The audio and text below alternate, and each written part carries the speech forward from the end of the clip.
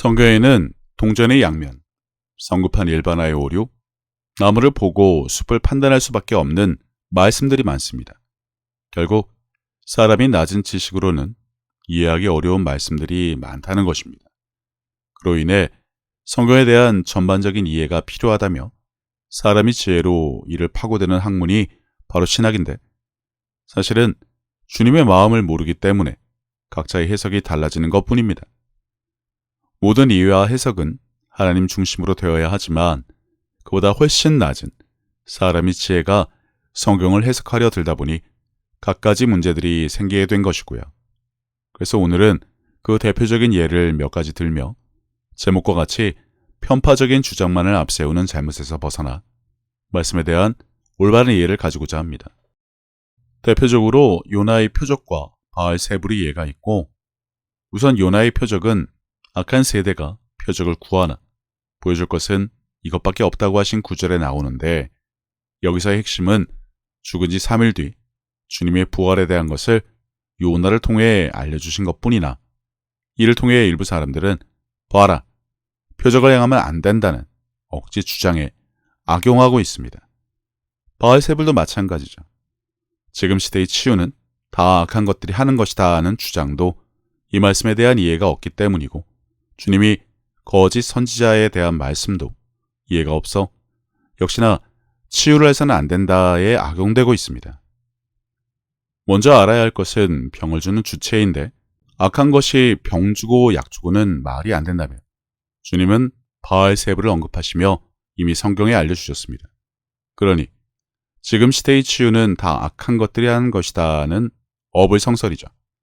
만약 병을 주는 주체가 하나님이라고 한다면 사랑의 하나님이란 표현은 전혀 맞지 않습니다. 게다가 성경의 하나님이 사람들에게 직접 병을 주시며 그를 시험하고 연단한다는 구절은 구약에서도 찾아보기 힘듭니다. 단 욥을 통해 그 내용을 알 수 있는데, 여기서 중요한 것은 악한 것은 사람에게 나쁜 영향을 미칠 수 있다는 것과 하나님이 사탄을 제어하신다는 것입니다. 따라서 구약에서도 하나님이 직접적으로 병을 내린 기록은 없지만 욥의 사례는 하나님이 사탄을 제어하시며 그것들이 사람의 생활에 영향을 미치는 것을 나타내는 중요한 이야기 중 하나입니다. 병을 주는 주체가 무엇인지 알아야 할 부분이고, 그렇다고 해서 모든 병이 하나님의 허락을 받은 사탄이 주는 것으로 착각을 해서는 안 됩니다. 욥을 통해 무엇을 알려주시고자 그를 사용하신 이유에 대해 모르기 때문에 하나님이 병으로 사람을 징계하시거나 시험하신다는 엄한 주장을 하는 것뿐이죠. 또 다른 예로 다음 구절을 통해 그 사실을 알 수 있습니다. 마귀가 벌써 시몬의 아들 가룟 유다의 마음에 예수를 팔려는 생각을 넣었더라. 마귀는 악한 질병과 생각을 사람에게 심을 수 있다는 것을 알아야 하고, 이를 대적하는 방법을 알아야 할 부분인데 대부분 모릅니다. 이는 다른 영상에서 이미 다루었으니 넘어가고, 여기서 바알세불의 예를 들어 그들이 병 주고 약 주고도 말이 안 된다고 예수님이 이미 언급하셨지만, 만약 병을 주는 주체, 하나님이 사람들에게 병을 주신다고 가정을 한다면 지금 시대의 치유는 다 악한 것들이 하는 것이다 하는 말이 되지 않습니다. 마귀는 영적인 것이니 마귀 방언도 있고 병도 고칠 것이다 하는 억측도 우매한 자들의 주장일 뿐입니다. 그럼 하나님이 병을 주시고 악한 것들이 그것을 치유한다면 단편적으로 그들의 능력이 하나님보다 강하다고 인정하는 것이니 이것은 절대 말도 안 되는 주장이 될 뿐입니다. 그러니 이것은 논할 가치조차 없는 것이죠. 그럼 이제 본론으로 들어가 의인의 기도에 대해 살펴보겠습니다. 그러므로 너희 죄를 서로 고백하며 병이 낫기를 위하여 서로 기도하라. 의인의 간구는 역사하는 힘이 크민이라. 이 구절은 일단 앞에 그러므로가 있으니 그 전에 어떤 말씀이 있었는지 알아야 하고, 그 다음에 다음과 같이 구분을 해야 합니다. 죄를 서로 고백하며 병이 낫기를 위하여 서로 기도하라. 이와 같이 별개의 것으로 보지 않으면 병은 죄로 인해 들어온 것, 하나님이 주신 것으로 오해하기 때문입니다. 이 구절의 핵심은 의인들이 하는 기도의 효력을 강조하고 있는 것이지 하나님이 직접적으로 병을 내린 것으로 간주해서는 안 된다는 것입니다. 즉, 의인들이 기도와 믿음을 통해 치유와 회복이 이루어진다는 것이 강조되고 있다고 알아야 할 부분인 것입니다. 전체적인 이해를 위해 앞 구절도 같이 보겠습니다. 너희 중에 병든 자가 있느냐? 그는 교회 장로들을 청할 것이요 그들은 주의 이름으로 기름을 바르며 그를 위하여 기도할지니라. 믿음의 기도는 병든 자를 구원하리니 주께서 그를 일으키시리라. 혹시 죄를 범하였을지라도 사하심을 받으리라. 그러므로 너희 죄를 서로 고백하며 병이 낫기를 위하여 서로 기도하라. 의인의 간구는 역사하는 힘이 크민이라. 여기서 언급된 의인의 기도, 장로들이 하는 기도로 병이 나을 수 있어야 한다는 것이 언급된 사실을 알아야 합니다. 그러나 현실은 어떠한가요? 극소수의 장로를 제외하고 기도로 병을 낫게 하는 장로가 누구인지 바로 생각이 나는 분이 혹시 계신가요? 한국에서는 송기철 장로님이 대표적인데 그 외에 한국이든 다른 나라에서든 이러한 분이 누구인지 바로 생각이 나느냐 질문하는 것입니다. 잠시 어마디 엄한 설교들을 좀 보자면 질병은 하나님만을 의지하게 한답니다. 마치 그렇게 하기 위한 도구로 하나님이 사람에게 질병을 주신다면서 말이죠. 성경 읽지 않고 교회 안 가고 세상 것에 빠진 사람에게 무조건 그렇게 하신다면서 말입니다. 게다가 질병에 걸리면 시험에 드는 것이고 그것 때문에 내게 관심을 주시는 하나님께 감사를 하랍니다. 미친 것이 아닌가 싶은 말인데 병이 들어도 감사하고 나으면 더 좋고 그리고 그러다 죽어도 감사하라는 설교는 정말 제대로 미친 것이라고 볼 수밖에 없다는 것입니다. 그렇게 해야 크리스찬이라면서 말입니다. 각설하고 성경에서 그 누구보다 기사와 표적을 많이 행하신 분은 예수님이십니다. 그런데 그분이 마치 금기시라도 한 것처럼 기사와 표적을 행하면 안 된다는 주장. 단지 사람이 지혜와 억측으로 만들어낸 엉터리 이론일 뿐입니다. 방언을 해서는 안 된다는 것도 마찬가지입니다. 사도 바울은 누구보다 자신이 방언을 많이 말하며 감사를 했고 고린도 서신에서는 무분별한 방언을 남발하기보다는 알아듣는 말을 하는 것이 더 좋다고 설명까지 했음에도 불구하고 이를 근거라 주장하며 봐라, 방언을 해서는 안 된다는 억지 주장 또한 부리고 있습니다. 기사와 표적은 믿지 않은 유대인들을 위한 것이다 라며 여기저기 성경 구절을 짜맞춘 주장들도 많은데 과연 그게 맞습니까? 예수 그리스도는 어제나 오늘이나 영원토록 동일하시니라. 신자라면 누구든지 이 말씀을 알고 믿습니다. 아니, 믿으려 애를 쓴다는 표현이 더 맞겠네요.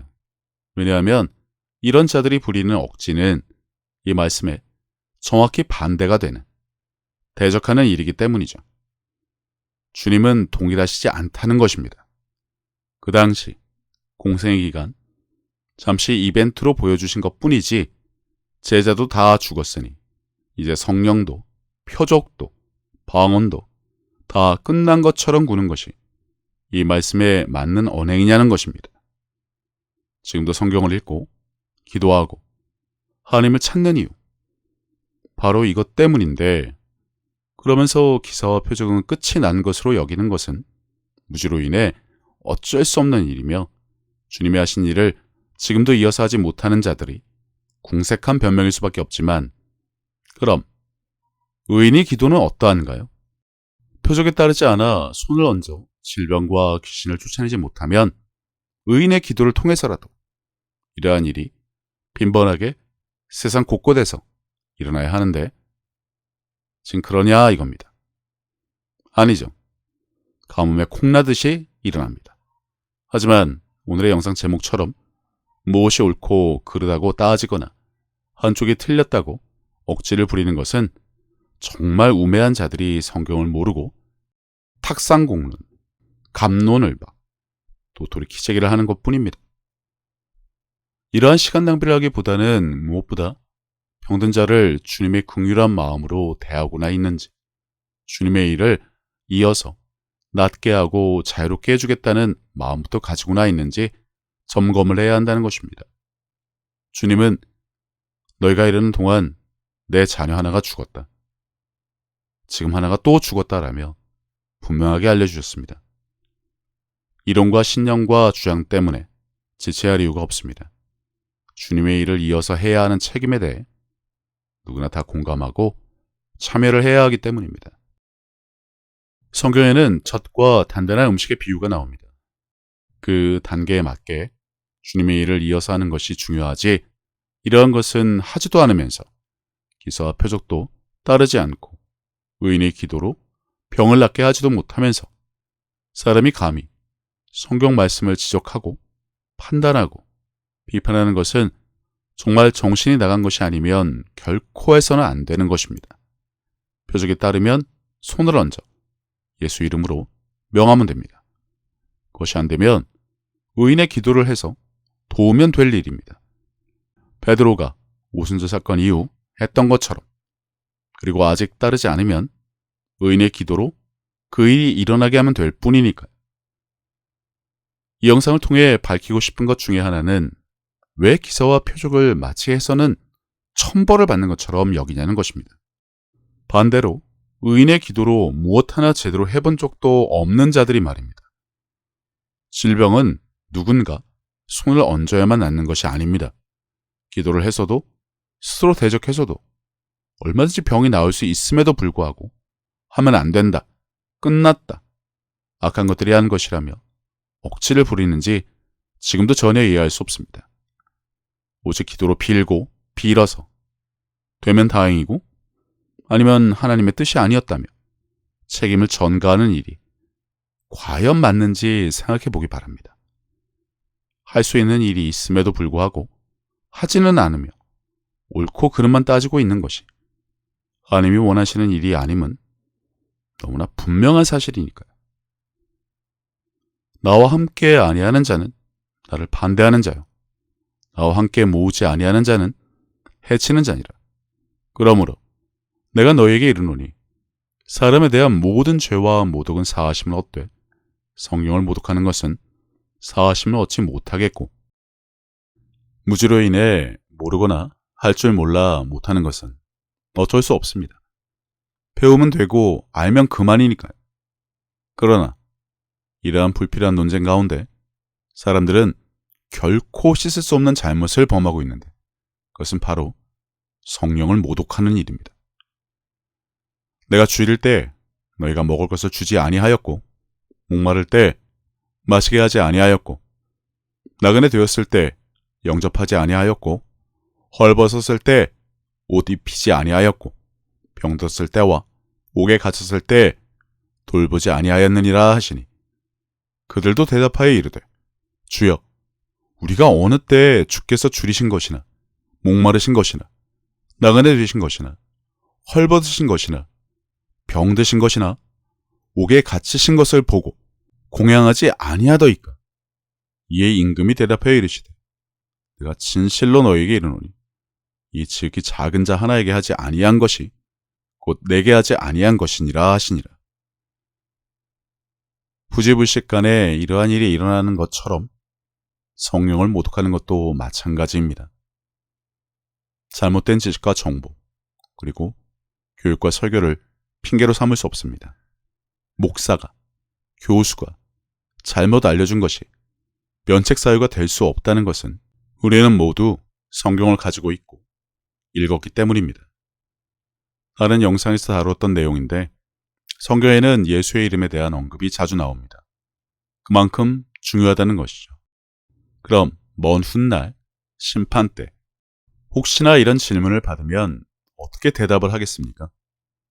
넌 세상에 있을 때 예수 이름으로 무엇을 하다 왔느냐라고 말입니다. 내 이름으로 구하라는 명령까지 주신 예수님.